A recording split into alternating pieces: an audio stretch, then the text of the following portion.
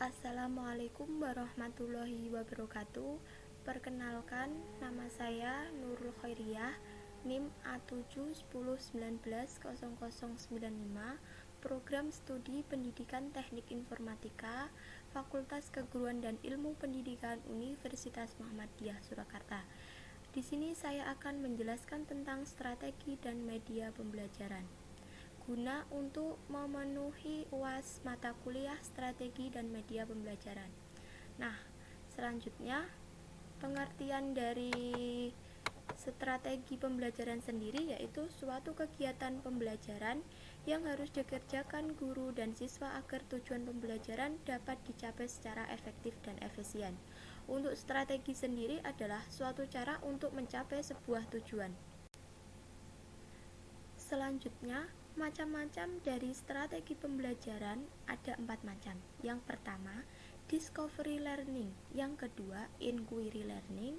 Yang ketiga, problem based learning. Yang keempat, yaitu project based learning. Nah, kemudian pada penjelasan ini kami akan menjelaskan apa konsep strategi yang ingin kami terapkan dalam pembelajaran kali ini, yaitu tentang strategi pembelajaran problem based learning atau dikenal dengan PBL, yang merupakan salah satu model pembelajaran yang berpusat pada peserta didik dengan cara menghadapkan para peserta didik tersebut dengan berbagai masalah yang dihadapi dalam kehidupannya. Untuk langkah-langkahnya yaitu terdiri dari 5 langkah. Pertama, menentukan konsep dasar terlebih dahulu. Yang kedua, pendefisian masalah. Yang ketiga, pembelajaran mandiri. Yang keempat, pertukaran pengetahuan. Dan yang kelima atau yang terakhir yaitu penilaian atau asesmen.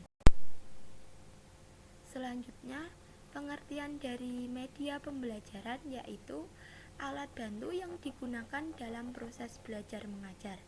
Biasanya berbentuk dalam media visual, media audio, projected still media, dan projected motion media.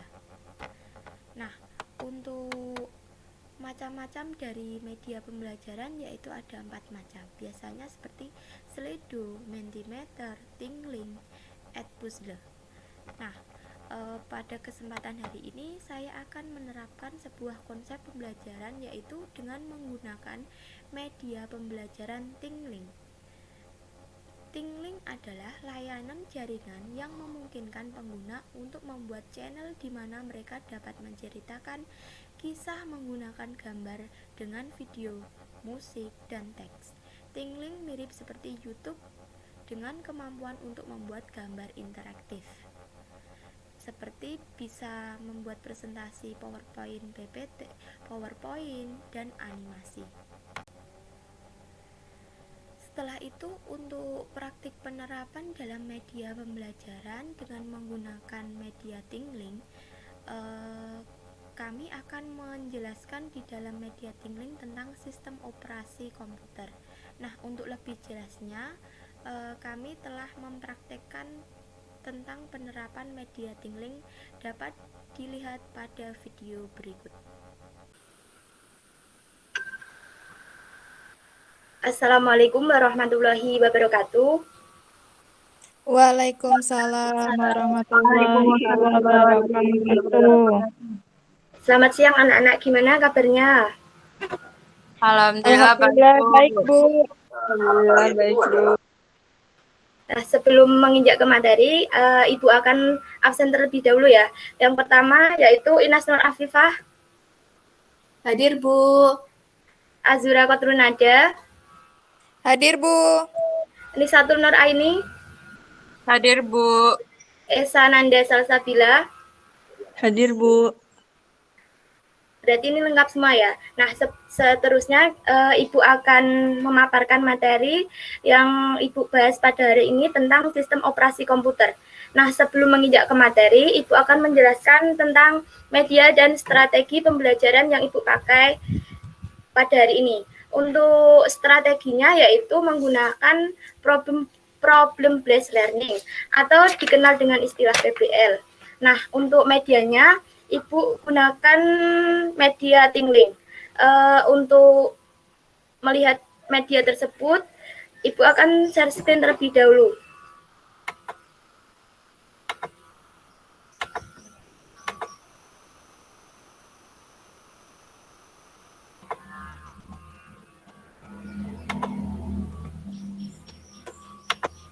Sudah kelihatan belum ini materinya? Sudah, Bu. Nah, untuk hari ini kita akan membahas tentang sistem operasi komputer. Yang pengertian dari sistem komputer yaitu sistem yang terdiri atas berbagai komponen kerja dan metode kerja yang digunakan untuk memerintahkan serta menjalankan perangkat agar sesuai dengan yang diinginkan. Kemudian, fungsi dari sistem komputer itu sendiri yaitu pertama, mengolah sumber daya. Yang kedua yaitu penyedia layanan pengguna. Untuk yang ketiga yaitu mengolah data pada komputer. Selanjutnya, untuk jenis dari sistem operasi tersebut terdiri dari dua jenis. Yang pertama yaitu MS-DOS atau Disk Operating System, yang merupakan sistem operasi komputer yang paling lama. Dan yang kedua yaitu sistem operasi Windows. Sistem operasi Windows tersebut biasanya digunakan di seluruh dunia. Nah, untuk selanjutnya yaitu cara kerja dari sistem operasi komputer itu sendiri. Untuk cara kerjanya, pertama, melakukan manajemen proses. Artinya sistem operasi melakukan penjadwalan. Yang kedua yaitu sistem operasi komputer hanya bisa bekerja setelah menerima instruksi. Untuk yang ketiga yaitu setelah menerima instruksi, kemudian dikelola atau diubah menjadi informasi. Kemudian untuk contoh dari sistem operasi untuk selanjutnya yaitu penjumlahan dan pengurangan biner. Untuk penjumlahan dan pengurangan biner bisa dilihat pada video YouTube yang Ibu paparkan ya. Bentar, ini nunggu buat dulu. Nah, ini ya untuk penjumlahan dan pengurangan biner. Nanti bisa kalian lihat pada link Ibu yang Ibu share. Untuk linknya Ibu akan share ke kolom chat ya. Bentar, Ibu akan share ke kolom chat terlebih dahulu. Nah, untuk linknya udah Ibu share ya anak-anak. Silahkan nanti bisa dipelajari dalam materi tersebut. Sebelumnya ada yang dipertanyakan dalam Ibu jelasin materi tadi. Yang pertama ini, Nada ini tanya nggak untuk materi tadi udah paham apa belum? Ya, paham, Bu. Inas, gimana, paham apa enggak mengenai materi tadi? Ya, Bu, nanti dipahami sama sekalian media pembelajaran yang membuka itu. Oke. Nisa, paham apa tidak? Apa ada yang ditanyakan? Insya Allah udah paham, Bu. Kalau ada pertanyaan nanti bisa ya WA aja. Oke. Esa ada yang ditanyakan enggak mengenai materi yang Ibu paparkan tadi? Alhamdulillah udah paham, Bu. Nah, untuk kalian alhamdulillah udah paham semua. Nah, nanti apabila ada yang ditanyakan bisa chat Ibu apa langsung di grup aja biar yang lain tahu. Kemudian Ibu akhiri terlebih dahulu ya, apabila Ibu menjelaskan tadi ada kesalahan kata, mohon maaf. Wassalamualaikum warahmatullahi wabarakatuh. Waalaikumsalam warahmatullahi wabarakatuh. Terima kasih, Bu. Ya, sama-sama. Jaga kesehatan ya. Siap, Bu. Nah, selanjutnya alasan pemilihan strategi dan media pembelajaran tadi. Untuk strategi yang kami terapkan tadi tentang problem based learning, untuk alasannya yaitu pertama, mudah diterapkan dalam pembelajaran daring. Yang kedua, tidak menyulitkan siswa. Yang ketiga, mengorientasikan peserta didik terhadap suatu masalah. Dan yang keempat yaitu mengembangkan dan menyajikan hasil karya. Nah, untuk alasan pemilihan strategi dan media pembelajaran dalam media tingling, yaitu alasannya yang pertama menyajikan data dan informasi yang kompleks, dan yang kedua yaitu menghasilkan pembelajaran yang relevan, dan yang ketiga yaitu memudahkan siswa dalam memahami materi, dan yang keempat yaitu membuat media pembelajaran melalui gambar.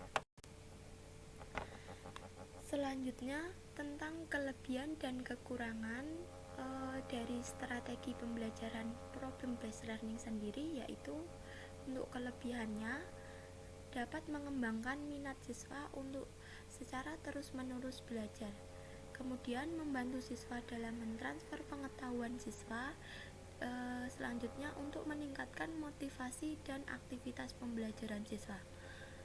Untuk kekurangannya yaitu mempunyai kepercayaan bahwa masalah yang dipelajari sulit untuk dipecahkan. Kemudian siswa beranggapan tidak memerlukan permasalahan tersebut. Dan yang ketiga yaitu menganggap remeh dalam pembelajaran yang disampaikan oleh guru. Untuk kelemahan dan kekurangan media pembelajaran tingling yang sudah saya terapkan tadi, untuk kelebihannya: 1. Media pembelajaran yang sangat inovatif. Yang kedua, hemat waktu belajar. Yang ketiga, bisa diakses dimanapun kita berada. Yang keempat, mudah dipahami oleh siswa. Yang kelima, hemat kuota. Yang keenam, mudah dibuat oleh guru. Sedangkan untuk kekurangannya yaitu: 1. Hanya bisa dilihat sejumlah 1.000 orang. Kedua, tidak bisa dikunjungi apabila sudah memenuhi kuota. Demikian pemaparan dari strategi dan media pembelajaran yang sudah kami terapkan ataupun kami jelaskan, dan apabila ada tutur kata yang salah, mohon maaf yang sebesar-besarnya. Terima kasih. Wassalamualaikum warahmatullahi wabarakatuh.